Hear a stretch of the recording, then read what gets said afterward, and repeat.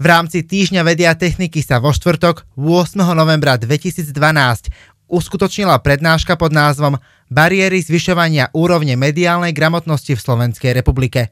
Pozvanie prednášať prijala Nataša Slavíková z Centra mediálnej gramotnosti. Študentom bližšie priblížila vývoj spolupráce Centra mediálnej gramotnosti s našim školstvom, pričom poukázala na nové fakty v danej problematike. Do témy vniesla aj niektoré nedostatky. Viac informácií vám ponúkame v rozhovore, ktorý viedla dekanka Fakulty masmediálnej komunikácie Dana Petranová.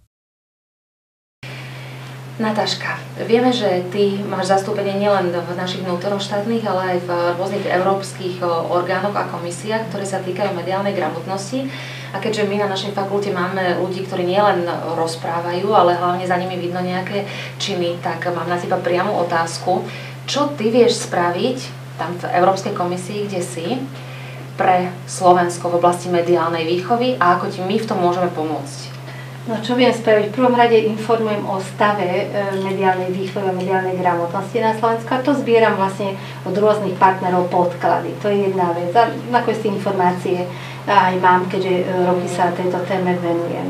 Vy môžete pomôcť ako fakulta, už pomáhate, pretože robíte túto oblasť a robíte ju veľmi dobre. My sme potrebovali zefektívniť tú prácu, pretože je veľmi veľa teoretických štúdií a veľmi dobré výsledky má fakulta masmediálna v Trnave, ale potrebujeme to dostať k učiteľom, do praxe, pretože chýbajú nám cvičebnice, učebnice, metodiky. A keďže mám možnosť vidieť, čo robia iné štáty, lebo vždy v Európskej komisie sú prezentácie jednotlivých tých aktivít, tak rada o tom informujem. Aj dnes som mala tú prednášku pre študentov, kde som informovala o tých aktivitách. A čo je potrebné? No, potrebujeme dostať dokumenty, materiály do slovenskej praxe a prekladať materiály z anglického jazyka do slovenského, ktoré už existujú.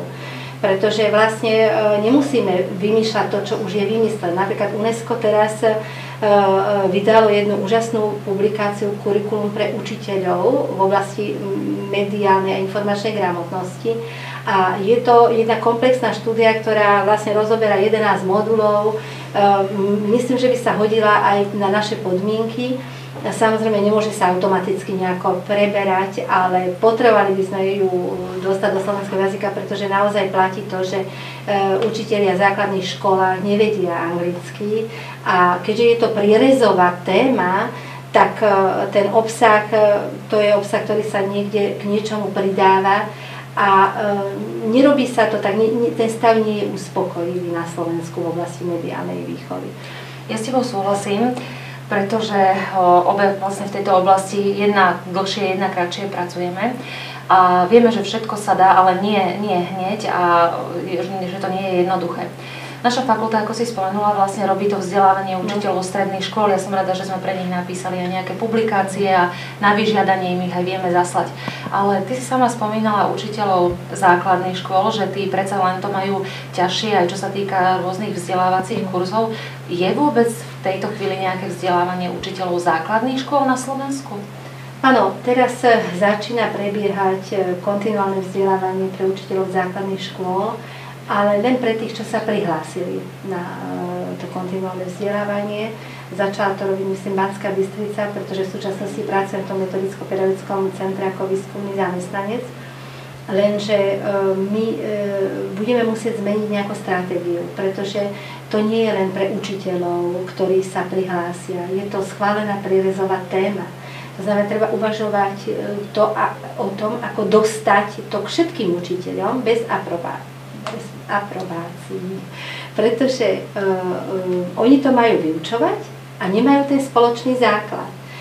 Teda ako keby chýba ten spoločný vodičák mediálnej gramotnosti alebo mediálnej výchovy, pretože médiá sú všade prítomné, týkajú sa každého a teda aj každého učiteľa. Navyše v reforme z roku školstva z roku 2008 to je schválené ako prierezová téma, tak ako to môžu učiť, keď nemajú teda v tej oblasti vzdelávania.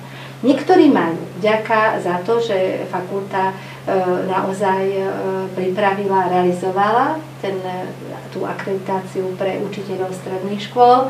A ja ďakujem za to, že som mohla byť predsedničkou skúšobnej komisie a byť pri tom a vidieť tie úžasné úspechy, výsledky dospelých ľudí, ktorí sa venovali 240 hodín tejto téme a dnes ju budú ďalej šíriť, ale to je len 30 učiteľov základných škôl. Myslím, že tých učiteľov je okolo 60 000 na Slovensku, takže čaká nás naozaj veľa práce a nejde len o učiteľov. Ide aj o starých ľudí, dospelých ľudí, rodičov najmä, ktorí sú strátení v tom virtuálnom svete. Takže ja som rada, že si tú tému otvorila ty. Neviem, či sa ti dostalo do uší, že otvárame od budúceho akademického semestra Univerzitu 3. veku práve pre seniorov a realizujeme kurz, ktorý je zameraný na zvyšovanie mediálnej gramotnosti alebo kompetencií, či už toho, že si chcú vytvoriť nejaký svoj produkt, fotografiu, natočiť možno nejaké video pre vnúča, alebo aj vlastne nejak sa pozerať trošku inak na mediálne obsahy alebo na tú mediálnu realitu a vidieť, že možno nie všetko, čo v médiách sa povie, je absolútna pravda.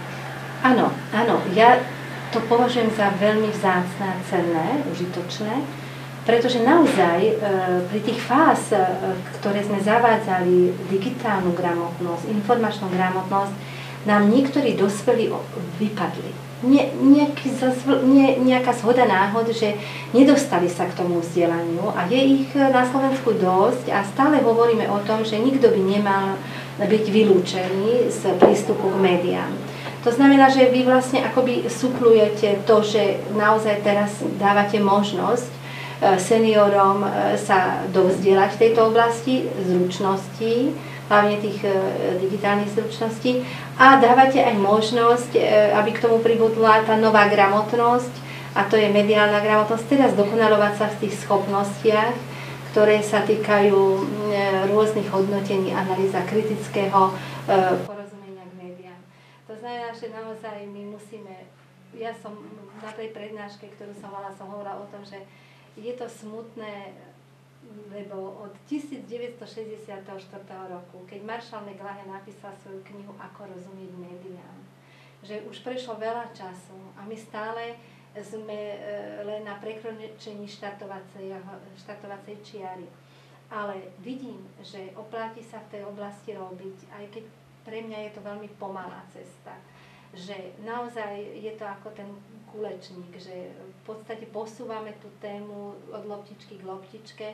Niekedy narazí na tie ďalšie loptičky a teda hovorím o tých ďalších aktivitách, ktoré nám vznikajú na Slovensku.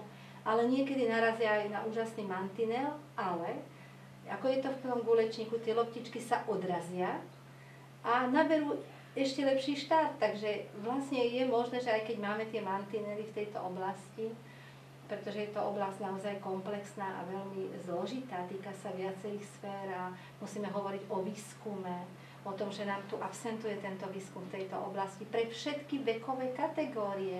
My nemáme výskum v oblasti mediálnej výchovy pre, ja neviem, ktorá je ľudí zameraná pre deti predškolského veku, alebo v oblasti práve tých dospelých ako seniorov. Chýbajú nám výskumy. A to, že nemáme výskumy, tak to vlastne sťažuje celý prístup k mediálnej gramotnosti. Ale potom by sme potrebovali naozaj tú národnú stratégiu v oblasti kampane mediálnej gramotnosti, pretože mediálna výchova sa nedá robiť bez médií. A to je proste dnes už vôbec bez médií verejnoprávnych.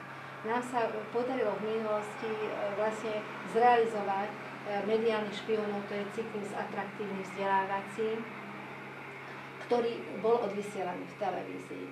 Dá sa nájsť a je aj na vašej webovej stránke. Ináč naozaj sa chcem poďakovať za to, že ja som propagovala aj naposledy v Číne na Pekinskej univerzite vašu webovú stránku, kde som napísala na tabulu na Fakulte európskych štúdií www.medialnavýchova.sk a keďže oni sa učia slovenský jazyk, tak si tú stránku aj otvorili. A bola som tak trochu pyšná na to, že som zo Slovenska, že máme už takúto stránku v krajine, kde teda naozaj ešte je aj cenzúra.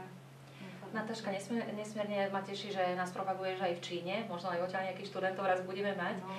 A dovolila by som tento rozhovor ukončila tým, že ty si hovorila o nejakých mantineloch, ktoré neustále sú kladené pod nohy na ceste mediálnej výchovy, raz sú menšie, raz sú väčšie, ale ja verím, že pokiaľ budeme mať takých ľudí ako si ty a možno aj ľudí, akých máme na fakulte, na katedre mediálnej výchovy, takže takým tým zapálením a spoločným úsilím a podporovaním sa, že sa nám podarí tieto mantinely neustále prekonávať. Pre FMK TV Dana Petranová a Nataša Slavíková.